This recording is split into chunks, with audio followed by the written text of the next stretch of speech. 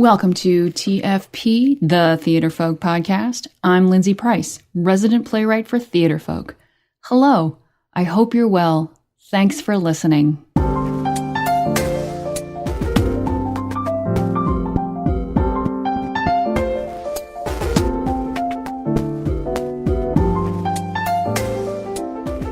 Okay, here we are at episode 91. You can catch the links for this episode at theaterfolk.com/episode 91.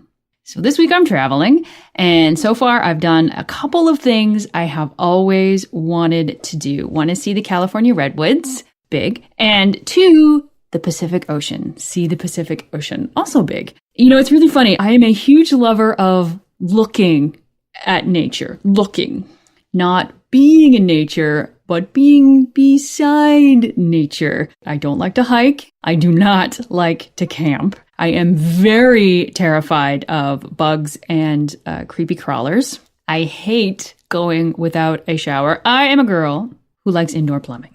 And yet, I love looking out at a view. I love looking at water. I love looking at the ocean, you know, the way it moves and the way it sounds. It's so beautiful and powerful. And I love looking out a window over an expanse of green and trees. I just think trees are, the most amazing pieces of construction. Nature is incredibly inspiring for me. When I write, windows are important. I want to have something to look at. When I look up, I want to have a view, and nature is such a wonderful view to have. Looking at it, not being. I like to look at nature. So I don't know, does that make me shallow? I don't know what that makes me. I know it makes me happy. I'm going to go with that. Indoor plumbing. Happy girl. So in today's episode, I'm talking to someone who I've known online for years and have never met, and yet still have never met. But this is the first time we've had a person-person conversation. I wrote a newsletter about a 24-hour playwriting project years ago for Theater Folk. And Corey Jan took that newsletter and ran with it. So let's hear from Corey Jan Albert. Hello, everyone. Welcome to the podcast. And I am so happy to welcome Corey Jan Albert. Hello, Corey Jan. Hey. How are you? I am doing great. How are you? I'm doing pretty awesome. Our weather is we're just starting to get a little bit of spring in my, a fragment of my corner of the world. And tell everybody where you are. I am here in glorious Atlanta, Georgia. Oh, so glorious. So you have some better weather. I'm afraid we do. 80 degrees and sunny today, but we do have 5 seasons, which is spring, summer, winter, fall, and yellow, which is the pollen season. So everybody's coughing and sneezing, but it's gorgeous out. So they're miserable, but they're warm. Yes, they're miserable, but they're enjoying the decor. That's awesome. And Corey, we were talking about how we've sort of known each other for a pretty long time via the internet, but this is the first time we've actually talked. I know. I'm so excited. And we know each other via playwriting, which we're going to get into in a second. But why don't you tell everyone, so what's your relationship with theater? Where did that start? Oh, my goodness. Well, it started as a small child getting completely bit by the theater bug.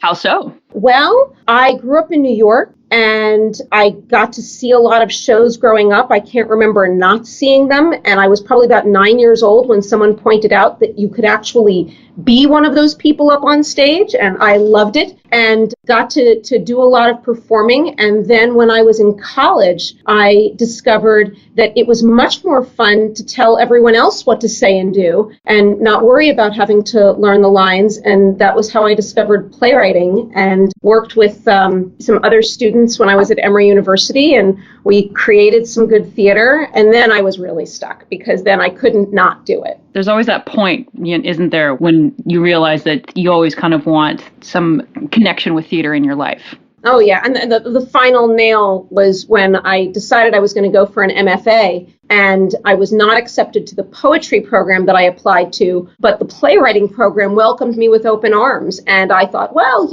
creative process is creative process. And I'm just so glad I did. So how long have you been writing plays?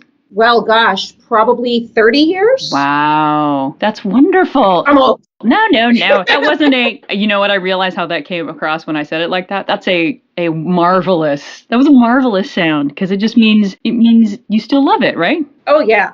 I can't not do it. That's awesome. Now, another thing that you also do is that you work a lot with teenagers, right? I do. I teach playwriting and the creative process mostly to teenagers, sometimes to younger kids, sometimes to adults, but teenagers have really turned out to be my sweet spot. Why is that? Gosh, I love teenagers. They are smart and their brains are still elastic, and so they are willing to think outside their comfort zones, and they're thinking about things that are interesting about identity and belonging and connection, and they let themselves be amused. And most teenagers are already starting to be in that place of getting squashed into these boxes of what they have to do and what they're supposed to do, and here I'm giving them something that they get to do. So it turns out to be a very fun experience, and I'm just wildly entertained by them. I always tell them that they are way better than TV. That's awesome. So let's just talk about this for just a little second, because a lot of our listeners are teachers who find teaching playwriting really challenging in the classroom. They know that it's really important, and that's my number one thing I say all the time. I say that it's one of the main things that we should be putting particularly in the drama classroom, because it's such an all-encompassing tool, with team building and self-expression and confidence. There's all these things that you can put into writing a play. But oh yeah, and it's a terrific support for schools' literature and history departments. And that is, when theater and the arts are things that are becoming threatened in schools because they're expensive and they feel like extras. No. They are outstanding adjunct supports and really learning aids for those other, more ordinary departments, more usual departments. I don't mean to make it sound ordinary. I love literature and history. The core yes. subjects. Thank you. Core was the word I was looking for. Oh, I hate it when I'm like, I know there's a word on the tip of I lose words all the time.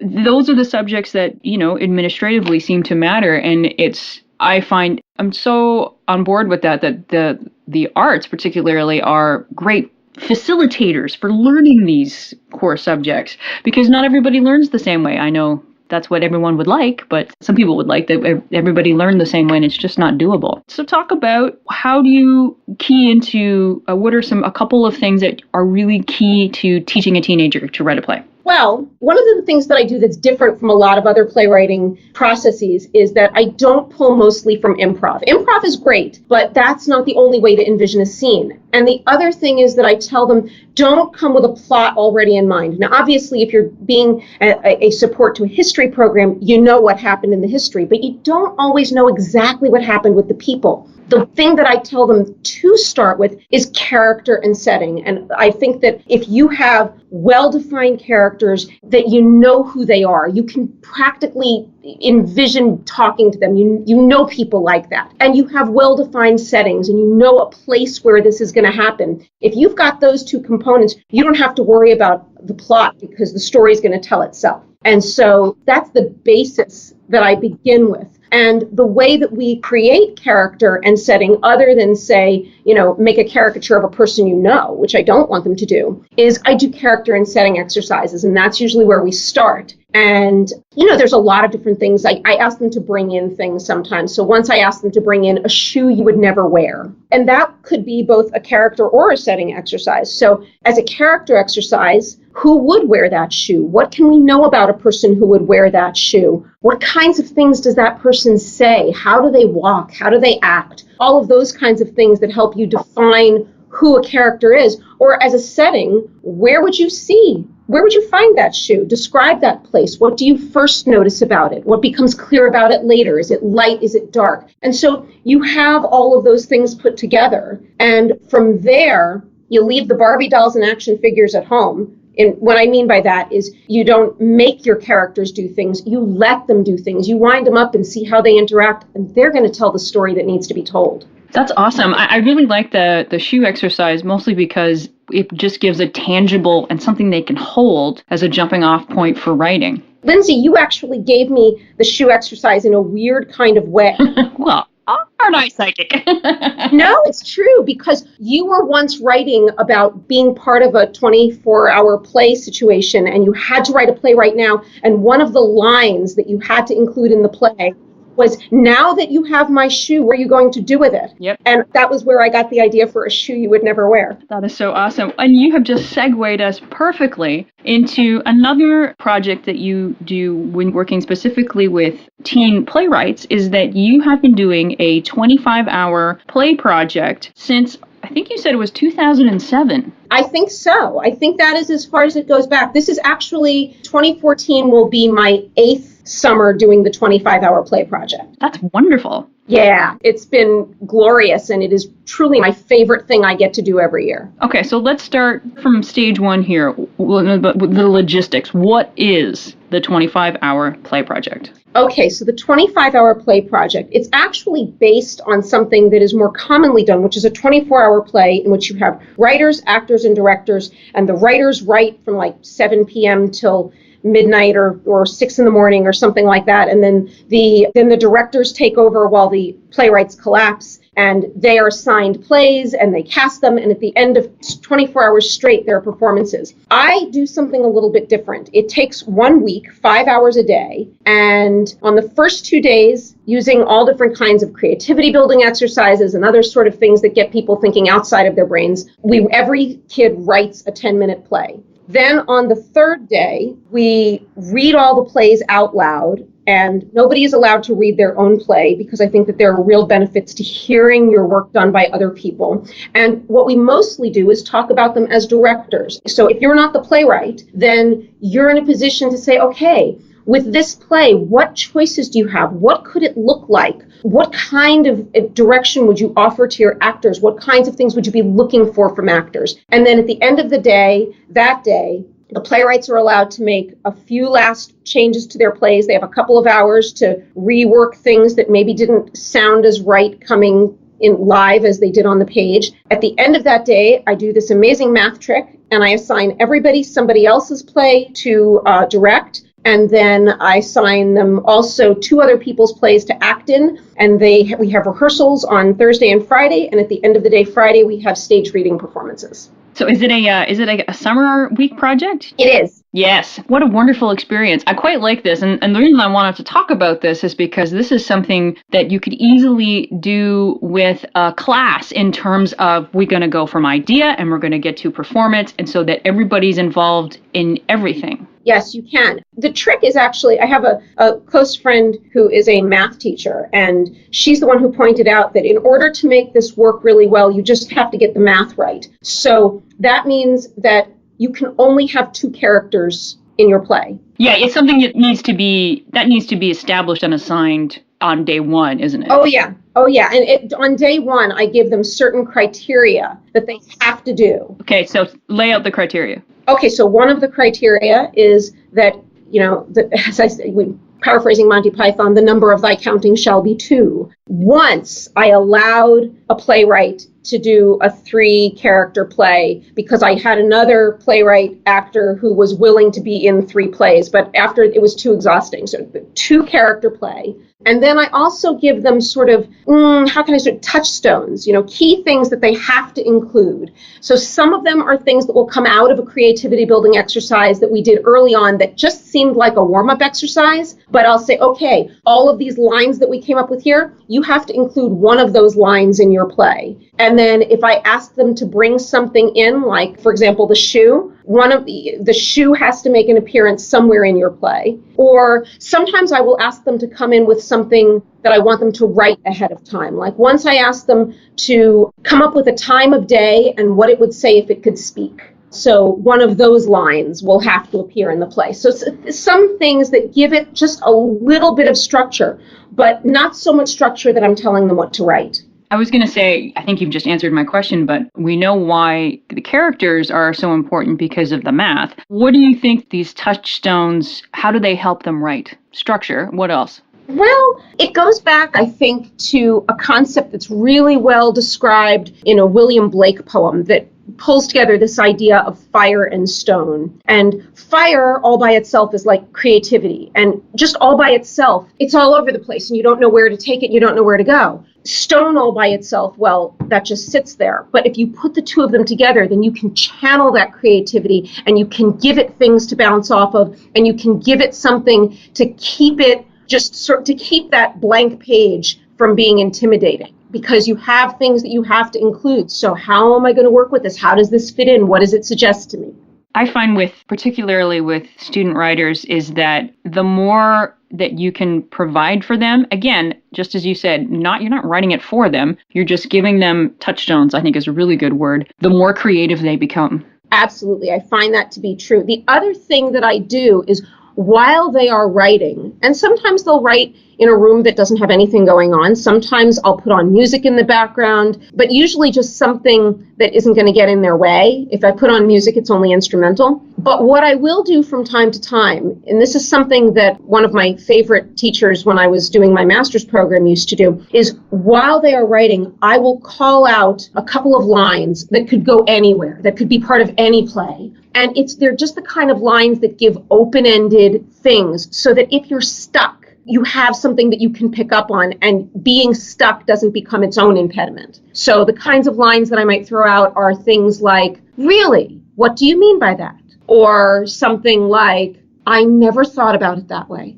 Or, it's just something like that, so that it's just another thing that they can bounce their own thoughts and their own thought process off of. Do you find that in this process that students get stuck a lot? No. Why do you think so? I don't, but every once in a while they do, and sometimes when they find themselves stuck, it scares them, and it scares them to the point of paralysis, and I never want that to happen. One year that I did the play project, we got to, I guess we were about 3/4 through the first day, and I had 3 kids come up to me saying, it's not working, I don't know what I'm doing here, this is a mess, this is crazy, and I said, okay, we're going to do something completely different. And I got them all into a room, and I said, how do you get a cat off a roof? And they all looked at me, and I said, no, seriously, if you have a cat on the roof, how do you get it off? And they say, well, I don't know, you call the fire department. I write down fire department on the wall. I said, well, how else? And pretty soon they're going nuts. They're saying you put cat food on the floor, you send a dog up. There were a million different things that they came up with, each more crazy than the next. And what it did was it did 2 things. It broke that feeling of paralysis. And then I told them, and this is true, I said, now I will let you know that you have all just performed a magic trick, because up on that wall somewhere is the answer to the problem that you're encountering with your play. And sure enough, one of them said, oh my God, there's a fire. That's what's happening. There's a fire behind that door, or something like that. And it all just opens up. I love that exercise. Oh, use it. Okay. Why is it important that teenagers write? I don't know that I've ever thought about why it's important that teenagers write. I almost say, why is it important that human beings write? I think that writing is just such a basic form of self-expression, and it's also one of those things that has such a tangible achievement attached to it. And especially in a time period when most teenagers are going through these feelings of, who am I, and do I belong, and where do I belong, and what are we doing here anyway? That being able to write and being able to tell the stories that are making up life, I think that really empowers them, and it gives them something against which to think about all of these wacky ideas that are suddenly becoming so important in their lives. I think that the finished product of a play, I've never failed to see how prideful a teenager is when they can get to the end of a play successfully. I love being a part of that, I think. Me too. And in fact, the thing that I love about the 25-hour play project is that not only do you have that finished product of a play, but you also get to see it done. You get to hear your words being spoken by your characters, so that, I always joke beginning, I have a few things that I tell kids at the very beginning of any class, and one of them is that we will have no Emily Dickinsons here. No one is going to die with their work neatly tied up in ribbon. There's going to be no Eugene O'Neills who put you put your play in a drawer and say, don't put this up till I'm dead. That's right. No. It's never going to happen that way, because it's really important. So that's one of the things that I tell them. And then the other thing that I tell them, which especially in the 25-hour play project is really important, important is I ask them at the beginning of the program, I say, who in this room would say that they have perhaps the tiniest bit of what's called a perfectionist streak? And usually 75% of the kids raise their hands. And I say, okay, now that your hand is up, I would like you to extend your fingers to the ceiling. Now I want you to point them down to the floor. Now extend them back up to the ceiling and now back to the floor. That is you waving goodbye to your perfectionist streak for the week, because there is no room for it here. What you have is not going to be perfect, but it can be powerful and it can be important, and that's what you're going to be doing. Yeah, if we can get kids to just it's that whole notion of, well, also that plays come fully formed and that they're perfect. They come out of your head, like a perfect little shiny ball, and then they land on the page and it's like, oh, that's how playwriting works. And it's like, well, not really. Yeah, well, I who is it that said writing is rewriting? Any good person. Yeah, because it is. And, so much of what you get out there at the beginning that's just your toy box. And then once you have your toy box, well, then you decide which toys you're going to play with and which toys perhaps you don't have to play with and which ones are really telling your story. Well, let's talk about that for a second. So how in this project do you deal with rewrites? Because it must be a big whoosh to get that first draft in. So then how do you get the students to go to conceptualize that, no, we're not done. We need to go back and keep working this piece? Oh, you want to know something? I've never had a problem with that, because since what usually drives the rewriting is hearing your work out loud by somebody else, that will always drive what needs to happen, because you will listen to your lines and there will be some lines you'll hear that you'll say, oh, that sounded really different in my head. How do I have to write that so that it's clear that this is a funny line, or so that it's clear that this is not a funny line? Other times they'll hear something that they wrote that they thought was a throwaway line, and all of a sudden it's telling you something about these characters that you didn't realize, and now you really have to make that clearer.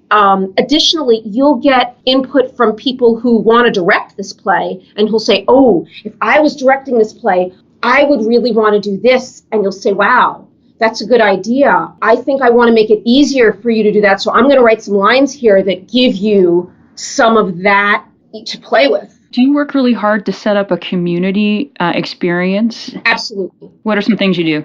Well, a lot of it is some of those creativity building exercises that we do at the beginning that give everyone the opportunity to get to know each other. The other thing that I do, and I'm so glad that you've asked this because it is so important, and I think that there is not an environment in the world that can't benefit from it, is I do a whole bit on what is constructive criticism, because what most people think is constructive criticism isn't.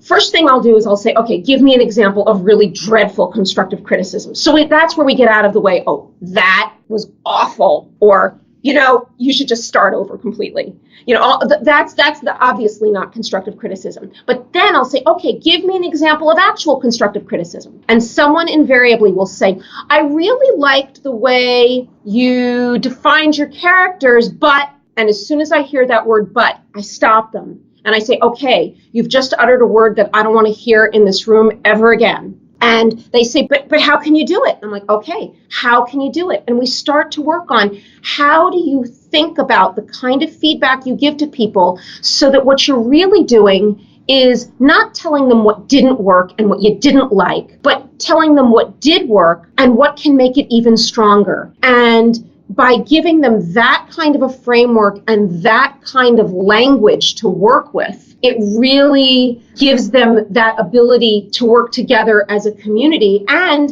it establishes the fact that because we're going to be listening to all of each other's work and all of us are going to be entrusting our work to somebody else in this room, well, we better learn to trust each other. And so we do different kinds of things that establish that trust. It must help, too, to sort of waylay any playwrights who are overly precious or who don't want to change it, if they can see everybody working in a community fashion. Oh, yeah. And I definitely have some playwrights who I've worked with multiple times who have a bit of that, this is my baby, please don't touch it. And what I have had to, in fact, when I was working with a group of teenagers, over the past couple of years, I've worked with a group of teenagers on something called By Wheel and By Wing, which was an original full-length musical based on the true story of a Jewish family's survival of World War II in a very unusual way. And when I was working with them, I had some kids who just were like, this is my baby, don't touch it.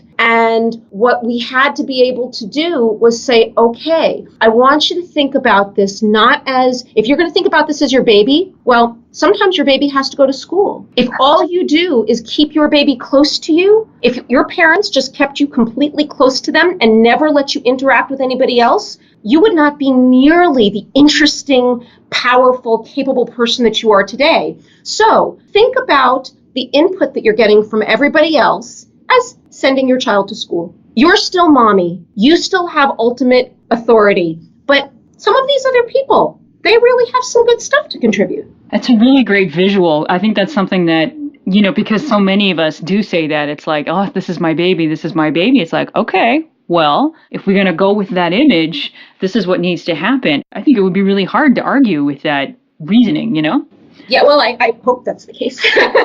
So just as we wrap up here, so think about 3 pieces of advice. So if we have teachers who are still, thinking about, I really want to include a playwriting project with my students, this whole notion of the 25-hour where you just sort of, you break it up into segments, working on the notion of community and actually having a performance at the end, which I think is so key. What are 3 pieces of advice you would give to teachers to take this on?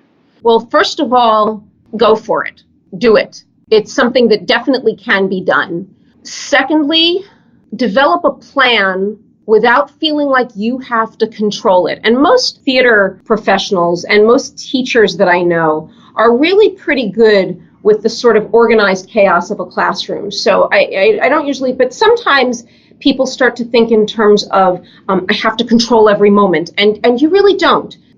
Let it go, but establish those touch points. Know that on the first 10 hours, this is when writing is going to happen. So if they're going to write in the first 10 hours, well, around hour 5, you want to see how everybody's doing and then figure out what everyone needs in order to get from 5 to 10. And third piece of advice, I think that the last piece of advice that I would give has to do with the old saw of write what you know. And a lot of people think that write what you know means replicate the experience exactly as it happened to you. And what I would encourage educators to do is to think about write what you know as write what you know emotionally, write what you know in your heart, write what you know in terms of how real people interact. And that's something that I would encourage them to keep in mind as they are helping their students. That must have been really helpful when you were working with your student writers on the World War II project. Oh, yes. Oh, very much so. Because, in fact, that was one of the things that we actually had to have a conversation with the surviving family members about, saying that we are not making a documentary. So some elements of the show are not going to happen exactly as you remember experiencing them, but we promise to have emotional integrity. Because if you have emotional integrity, you're going to have good theater. And the kids were able to reconstruct and to develop and to drive these characters forwards in a way that had a lot of emotional integrity because they understood the situations that they were finding themselves in, but they also understood who these people were and therefore how they would respond, what they would say and do, and ultimately how they would survive this experience. Awesome. Okay, so let's make sure we give a plug where people can find that before I let you go. By Wheel and By Wing. They can find By Wheel and By Wing at www.bywheelandbywing.com. They can also find out a little bit more about the 25-hour play project. They can reach out to me directly. I am easily found on Facebook. I'm the only Corey Jan Albert anybody knows, and I would love to connect with anybody who is interested in pursuing any of the stuff I'm talking about further. Awesome. And we're also going to make sure that we will put information in the show notes for this episode. Hooray!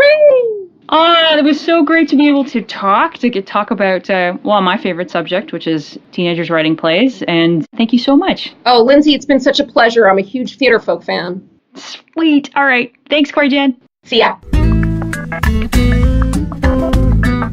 Thank you, Corey Jan. Don't forget, Show notes for this episode are at theaterfolk.com/episode 91. Okay, so before we go, let's do some Theaterfolk news. It's a play feature, it's a play feature, it's time to feature a play. So, day after day they came to me. That's the problem with being the best. You get to feel like a birthday cake at a 4-year-old's party. Everyone wants a piece of you. Today I'm talking about A Lighter Shade of Noir by Patrick Dirksen. As you can guess by my peculiar rendition and the title, there is a film noir tone to this play. But of course, it is a lighter shade. And so what we've got is this hilarious comedy. Trent Trowell is your typical gumshoe, always talking in those smoky high-styled asides, except for the fact that everyone can hear him. The play has the world's top PIs gathered together at a gala with their sidekicks in tow. But of course, this is no ordinary gala. Is there such thing as an ordinary gala? Someone has set up the PIs to be pinned for a major crime. And with so many mystery-solving egos in the same room, it's not certain how they're going to get out of it. Great characters, great humor, and a really great look at a very specific style that we don't often see in theater. Go to theaterfolk.com and check out A Lighter Shade of Noir. Do it. Finally, where can you find this podcast? We post new episodes every Wednesday at theaterfolk.com and on our Facebook page and Twitter. You can find us on youtube.com/theaterfolk. You can find us on the Stitcher app, and you can subscribe to TFP on iTunes. All you have to do is search on the word Theaterfolk. And that's where we're going to end. Take care, my friends. Take care.